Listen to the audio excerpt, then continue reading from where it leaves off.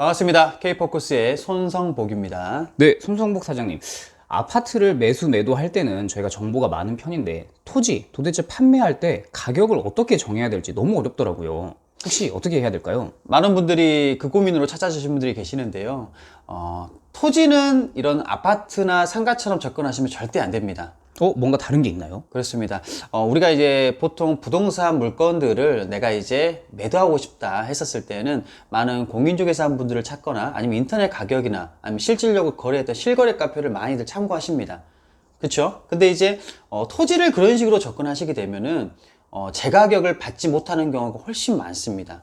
그러니까 방금 말씀하셨다시피 저희가 가격을 확인할 때 부동산에 물어보거나 전화하거나 방문하거나 또는 네이버 부동산 같은 곳에 거래되고 있는 금액 또는 뭐 국토부 실거래가 이게 누가 봐도 정확한 시세인데 그렇게 보면 안 된다는 얘기신가요? 맞습니다.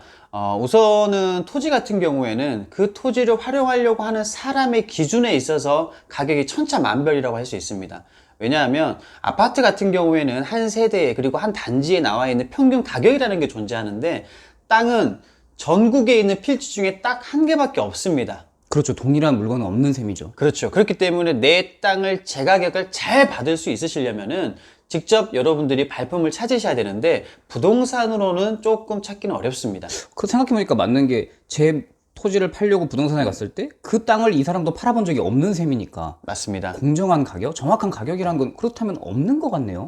그 땅을 활용하려고 가정하에 여러분들이 구매자라고 생각을 하시고 그 땅을 활용한다고 생각하시면은 이 땅은 얼마 정도까지 매입할 수 있을 건지가 좀 더 중요하지 않겠습니까?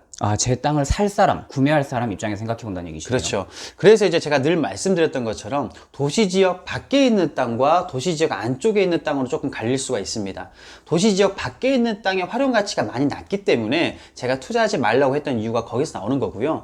밖에 있는 땅의 토지의 활용 방법의 다양성이 좀 떨어지기 때문에 여러분들이 제 가격을 받을 확률이 좀 낮습니다. 그러나 도시지역 안쪽에 있는 주거지역 상업지역 같은 경우에 여러분들이 원하시는 적당한 가격을 받기에는 좋습니다. 그렇기 때문에 이 안쪽에 있는 가격, 구매자 입장에서 본다 그러면 가격 충분히 확인할 수가 있습니다. 그러면 제 땅을 구매할 사람 누가 되겠죠? 개인? 아니면 뭐 지자체? 건설사? 주로 어떤 사람들이 매수를 하나요? 보통의 상업지역 같은 경우에는 개인이나 법인단체에서 많이 구매를 해가고요. 저희가 많이 분양을 해왔던 2종 일반 주거지역이나 3종 같은 경우에는 건설사가 많이들 매입을 해갑니다. 그렇기 때문에 이 건설사까지 포함되어 있는 개인, 법인, 건설사까지 다양한 이 매수자가 존재하는 물건을 구매하는 것이 훨씬 중요합니다. 그렇죠. 찾는 사람이 많은 거를 제가 사둬야 나중에 비싸게 제값을 주고 팔 수 있을 테니까. 그러면 정확하게 제가 가격을 어떻게 책정을 하고 준비를 해야 될지 조금 더 실제 사례를 들어주시면 안 될까요? 좋습니다.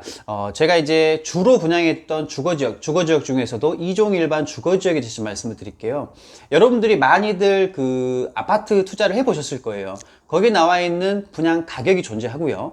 그 건설사 입장에서 토지 매입을 원활하게 잘 진행돼야지만이 분양을 하는 걸 할 겁니다. 그러면 그 건설사에서 존재하는 평균 매입하는 단가라는 것이 존재하지 않겠습니까? 그렇죠. 건설사는 일단 땅을 얼마에 사는지가 본인들의 사업성에서 중요할 테니까요. 가장 중요합니다. 광주광역시를 예를 들어보면은 작년에 송정힐스라든지 재작년에 본촌힐스가 분양했던 단가를 보시게 되면은 평균적으로 1200에서 1500 사이였습니다. 분양 단가를 말씀하시죠? 네, 분양 단가가 그 정도로 나와 있는데 토지 매입 단가 같은 경우에는 실거래가가 존재하지 않겠습니까? 그렇죠. 건설사가 얼마에 매입했는가? 저희 쪽에서 이제 확인을 해본 결과에는 평균적으로 저렴하게는 300, 400선도 있었고요. 좀 비싸게 매입의 단가를 보게 되면 700 후반까지 있더라고요. 건설사가 그 해당 아파트를 분양할 때 그 사람들이 얼마의 토지를 샀는지 그 가격을 저희가 알 수 있다는 얘기세요? 당연하죠. 왜냐하면 건설사도 개인을 통해 가지고 그리고 원주민을 통해서 직접 회사로 이전을 시켜온 다음에 하필이라는 것을 하지 않겠습니까? 그러면은 어차피 실거래가는 공개가 되기 때문에 얼마에 매입했는지는 확인할 수가 있습니다. 그렇다는 얘기는 그 건설사들이 이 정도 가격에 사더라라는 걸 참고하고 가격을 정해야 된다. 그 말씀이시죠? 중요합니다. 토지는 얼마에 내가 사서 얼마나 올라갈까 이게 중요한 게 아니라 내가 구매하기 전부터 이 땅은 얼마에 팔릴까로 접근하는 것이 훨씬 중요합니다. 사기 전부터 팔 생각을 할 수 있다. 이게 훨씬 중요하죠. 고수분들은 얼마에 팔릴까를 생각하면서 매입한 단가를 생각을 합니다. 그러나 조금 서투신 분들, 초보자분들은 이 땅이 내가 잘 팔릴까 이런 걱정부터 하시게 됩니다. 정말 다른 접근이죠. 그렇기 때문에 여러분들이 꼭 확인하셨을 때 내가 지금 구매하는 가격이 적당한가는 얼마에 팔릴지를 알게 되면 내 가격은 적당한지 안 한지는 여러분들이 먼저 잘 아실 겁니다. 그러면 지금 말씀을 들어보니까 분양가가 정해져 있고, 분양가라는 거는 시세가 분명히 존재하니까. 네. 그러면은 그 건설사들이 토지를 매입하는 가격 또한 일정한 비율, 아까 말씀 들어보니까 절반 정도까지, 뭐 1,500이면 700만 원 선까지 매입을 할 테고, 그러면 저희는 700 정도까지는 팔 수 있구나, 맥시멈. 그렇게 뭐 판단하라, 그 말씀이시죠? 좋습니다. 그런 접근하는 방법이 가장 이상적이고요. 저도 고객분들이랑 많은 대화를 나눠보면은 그렇게 하프까지는 얘기를 하지 않더라도 그래도 한 80% 정도 이렇게 얘기를 해드리면 혹여라도 내가 건설사가 매입하는 100% 단가가 안 맞더라도 수익이 날 수 있는 구조가 만들어지게끔 그 분양 가격을 책정할 수 있지 않겠습니까? 그래서 접근할 때에는 내가 얼마에 사는 것보다는 얼마에 팔릴까에 대한 포커스가 훨씬 더 중요합니다. 소위 주식에서 말하는 안전마진처럼 일단 내가 사는 순간부터 최소한 또는 최대한의 이익이 확정된다는 게 정말 중요한 점인 것 같네요. 맞습니다. 그러면 지금 제가 땅을 갖고 있는 사람이라면 지금 손성복 사장님께 혹시 상담을 요청드려도 될까요? 당연하죠. 상담 요청을 얼마든지 해주셔도 되고요. 도시지역 밖에 있는 땅 같은 경우에는 매도가 사실 어렵기 때문에 우선 내 땅을 얼마까지 받을 수 있는지를 확인하는 것이 중요합니다. 그리고 어떤 방법으로 판매하는 것까지가 훨씬 더 중요하겠죠. 단순하게 지금 있는 원형 그대로 판매하기 좀 많이 어렵습니다. 그래서 어떤 가공을 거쳐야 될지 아니면 다른 방법을 거쳐야 될지는 제가 상담을 도와드리고요. 도시지역 안쪽에 있는 땅 같은 경우에는 그 지역 일대에 있는 평균적으로 건설사가 매입하는 단가 요것까지는 저희가 확인을 도와드릴 수가 있습니다. 얼마든지 연락 주시고요. 제가 확인 도와드리겠습니다. 그러면 제가 땅을 보유하고 있다고 가정하고 실제로 어떻게 저한테 연락들을 해 올까요? 방법은 좀 여러 가지가 있는데 제가 가장 많은 방법으로 하는 방법을 제가 알려드리겠습니다. 보통의 저희가 분양했던 토지들을 구매하고 있는 고객분들의 입장에서 본다 그러면 우선적으로 동일하게 전달하는 방법이 첫 번째가 있습니다. 바로 DM인데요. 우리가 이제 그 등기부등본을 누구나 다 열람을 할 수가 있죠. 그렇다 보니까 거기에 나와 있는 이름 그리고 주소지가 나와 있는데 그 주소지로 여러분들한테 필요에 의한 사람들이 이 땅을 구매하고 싶다는 의사를 직접적으로 밝힙니다.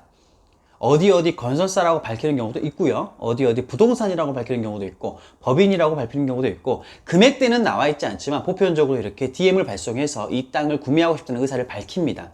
방금 말씀은 저한테 우편물이 날라온다. 제가 등기에 써있는 주소로. 그 말씀이시죠? 맞습니다. 그런 식으로 1차적으로 먼저 접근을 해서 가격 조율을 하는 경우도 가장 많고요. 두 번째가 이제 저희 회사에서 직접 거쳐서 분양했던 고객분들 같은 경우에는 직접적으로 DM으로 연락을 했으나 연락이 안 되는 경우가 많이 있어요. 그렇죠. 그 주소를 꼭 그 실제 사는 주소를 올려놓지 않는 경우도 있으니까. 맞습니다. 단순하게 이제 뭐 우리나라에 없을 수도 있는 건데 또 상속을 받았거나 증여를 받은 순간이 있을 수도 있고요. 그렇다 보면은 직접적으로 연락 안 되는 경우에는 판매했던 매도자, 즉 저희 회사 법인으로 찍혀져 있지 않겠습니까? 기존의 등기 이력을 보는 거죠. 그렇죠. 거기에 나와 있는 저희 법인 번호가 있기 때문에 저희 쪽으로 연락이 오는 경우도 있어요. 건설사에서 사장님께 연락을 준다. 그렇죠. 이 땅을 구매하고 싶은데 이쪽과는 연락이 안 돼도 혹시 연락을 하고 있는지, 고객 관리를 지금 혹시 하고 있는지, 일대에 있는 토지를 전부 열람을 하게 되면 그거 나와 있지 않겠습니까? 그러니까 건설사 입장에서 생각을 해보면 특이하게도 기존 등기 이력이 전부 B&J 건설이었네? 그렇다면은 여기서 이 법인에서 이 토지를 다 판매를 했겠구나, 이 말씀이신 거죠? 건설사가 훨씬 더 잘 알고 있는 상태이고요. 이 토지 매입하는 부서들도 세분화하게 잘 돼 있습니다. 거기에도 건설사에서 상당히 많은 비용을 쏟고 있는데 저희 쪽에서 개입을 해서 이쪽 토지를 저희 고객분들의 토지 권리 조정을 한 번에 도와드린다고 했었을 때는 얼마나 고맙겠습니까? 그래서 저희 쪽에서는 한 가지 더 원칙으로 하는 것이 저희 쪽에서는 어떤 수고비를 받는다거나 아니면 또 다른 추가적인 비용을 받지는 않습니다. 근데 고객분들한테 이쪽 건설사에서 매입하는 평균 단가보다는 조금 더 받을 수 있게 저희 쪽에서 매니저먼트 역할을 해드립니다. 요건 좀 정리할게요. 내용이 복잡해졌는데, 그러니까 건설사에서 B&J 건설, 이게 법인, 토지를 판매하는 법인에 직접 연락을 해서 뭐 A, C, B, C 이게 한 수십 명이 있는데 이 사람들한테 좀 연락을 해주면 안 되냐라고 했을 때 중개 수수료 같은 건 받지 않는다는 얘기시죠? 당연하죠. 저희는 고객분들이 많은 가격을 받고 매도를 하면 네. 그 고객분들은 저희 쪽에 다시 또 재투자를 합니다. 그렇겠죠. 그것이 저에겐 중요하기 때문에 사실은 저희가 어떤 수수료를 받는 것은 일체 없습니다. 그리고 아까 뭐 건설사에서 매입하고 있는 평균 단가보다는 우리 고객이라면 조금 더 받게끔 도와줄 수는 있다. 건설사에선 전혀 손해볼 일이 아니죠. 어차피 그 많은 비용들이 이쪽에서 추가가 되는데 그걸 떠나서 시간적인 비용을 저희가 절감을 해드리지 않습니까? 그렇죠. 개인적으로 연락하게 되면 끝도 없으니까. 저희 고객분들은 저희 쪽에서 매도 시간, 매도 타임을 알려드리면 전부 다 매도를 합니다.